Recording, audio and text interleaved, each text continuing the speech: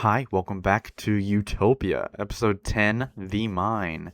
So, in this video, finally, I will be playing Minecraft. Emphasis on the mine. I have not mined at all, except to remove all those houses. So, I need to show you what I'm working with currently. This is the most I've really mined underground at all. It's just this kind of empty room. I want to make a whole nice looking mine shaft. First, I want to show another update on all my skills. So at the start of this episode, roughly, I'm on day 184. Those are all my levels. Pause it if you want, go back, look at them.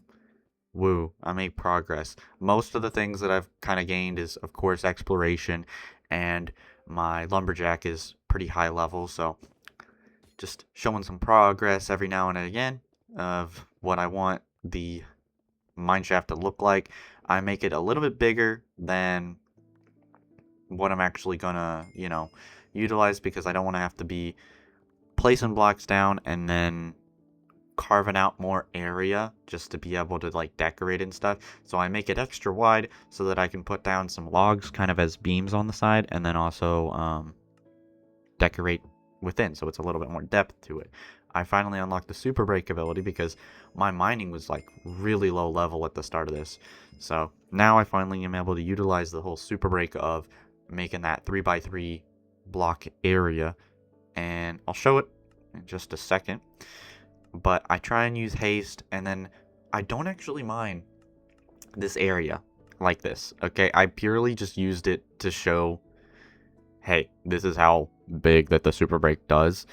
It honestly is more effort than it's worth. I think it's only good, really, if I don't swap between them at this point. I used it enough, I tried it out enough that I realized that it's just not that efficient going back and forth between them. It wastes some time that I could have been spending just mining a ton of blocks.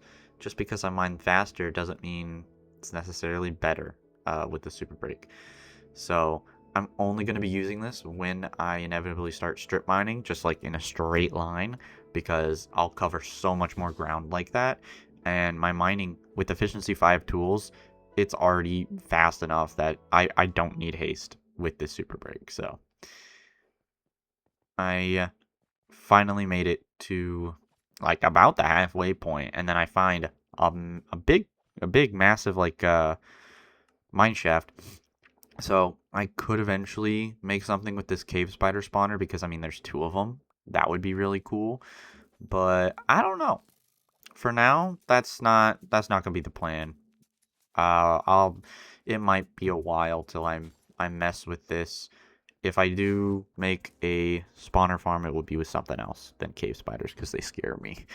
I finally update my librarian setup because uh, in the previous episode I was not able to trade with them that well to get more lanterns because their trades would not restock. So I finally gave them access to all their workstations. I discovered that in the uncrafting table, okay, you put 1 sugar, it gives you 7 sugar cane back. So if I infinitely craft this, infinite sugar cane. I was not going to use this that much, but then I realized this saves me so much time. It's really not too bad of like a thing. I mean, it's infinite stuff. I don't have to mine for it or whatever. But it saves me a lot of effort in building a farm for sugarcane, because I was debating on actually building an automated sugarcane farm so that I could just get infinite over time. But this I don't have to take up space on my base building that farm, and all I got to do is just kind of do it as needed of, oh, I have a little bit of sugarcane, craft that, make more sugarcane out of it, and then literally I don't really save any of the sugarcane I'm using, or the emeralds I'm using, because it's immediately going to go back into uh, lanterns or books or anything else like that. So this, I might make a farm out of this, to be honest, now that I found a zombie spawner. The ideal one would be a skeleton spawner, but unfortunately all I found was the cave spider spawners and these 2 zombie spawners, which are pretty close together. I don't know if they're close enough to have them both loaded at the same time, but this is something I want to utilize very, very soon. because on Bedrock Edition, mobs spawn pretty slowly, and this is like a consistent way of getting them spawning. So an idea could be one of those be for just normal zombies. The other one, I could convert them into drown and just make a farm like that. Look how big that whole thing is. I've made it all the way down. It's a really big pathway. I almost got a stack of diamonds. I did technically get more, but unfortunately, the game crashed and it kind of didn't save my progress and stuff. So it saved what the world looks like, but not all my materials. I was going to build out a dark oak wood.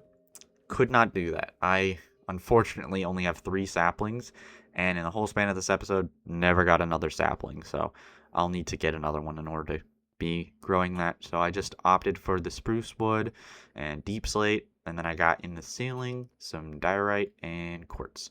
The quartz, very hard to come by because I'm not going to the nether until next episode. And I only have that single stonemason to get all the quartz from, so I'm very ill-equipped or underfunded, I guess. I can only get so many materials from him every single episode, or every single day, not episode, but this is going to be the overall design. I want cherry wood in the bottom and the leaves on the sides. I do switch it up and then kind of break up the cherry wood with spruce leaves as well, so that it's a little bit more variation. But I first did this whole pathway. I realized later on when I was putting all the rails down that this is inefficient. I was doing a torch every 3 blocks. You don't need to do that. Okay, it doesn't need to be like this. I don't know how big apart they can be, what the maximum is. Maybe like 6 blocks, maybe more than that. But I put down every single rail is a powered rail. That way I could just be going real fast. And I had to make a lot of shelves, so I just put down a ton of these logs, stripped them all down, and then activated my tree feller ability, and it works pretty well. And as you can see, there's a little bit of variation between them, where I get some normal logs back too, because any ability gives me a better chance of getting more materials out of it. So since I get more materials out of it, it doesn't just give me strip logs, it'll give me as the bonus just normal logs as well. So I put down all the beams, I put down some polished deep slate, and then I put in those blocks on top, and then I lit it up because at first I had all the lanterns in the middle, then I moved all the lanterns to the sides, and then since I put the decorations in, I had to kind of immediately put them in the roof. So I really wish it would have saved me a lot of effort if I would have had like a designated spot for them, or if I did maybe the lighting at the top from the get-go. But oh well, you live, you learn. I definitely need, if whenever I do another bigger build like this, I'm gonna need to think about the lighting. Have it very consistent where I'm not worrying about, oh, stuff might spawn and blow my things up. So I need to make sure it's all lit up because I want it to be lit up the whole time, not have to move the stuff, because that's just extra effort that I don't need to be putting in to make the process longer. All in all, this took me over 10 hours of gameplay, roughly. It was 50 Minecraft days, which, let's look at a calculator real quick. 50 Minecraft days is, because I didn't really skip night, to be honest. So that's, oh, wait, so 50 times 20 is 1,000 minutes divided by 60 minutes, 16.6 repeating hours. Did I mention I had work this week? So that was like 40, 41, 42 hours. So 40, like 52, 53 hours maybe, because I slept sometimes, but let's just say 55 hours. Very busy week for me. Anyways, I haven't really commented on the actual gameplay in a minute, so I kind of just trying to build them as efficiently as possible, as like relaxed. So I was just like walking down, place block, place block, place block, sort of thing. with the stairs, with the what are those called again? The shelves, all that sort of thing. Again, I just show it like once or twice, placing all these logs down, stripping them, boom, placing them down. So it was just a ton of repeated actions, but I never really stocked up on one specific material to finish the build all in one go. I just kind of collected a few things, placed it down. Collected a few things, placed it down. So the only thing that I really had like an infinite amount of was the deep slate because I mean this tunnel was like really deep, so it I had plenty of materials. I had to grow a lot of spruce trees, but that only had to do it like 2 or 3 times because I just grew a ton. There was a gap in between the stairs when I placed them down, so I had to like just mine individual little blocks and put in some just cherry planks to fill in those gaps. And then I decided to do a strip of stone in the middle to save me on materials as well. And it looks nicer because there's more variety. So this is officially the start to the mine.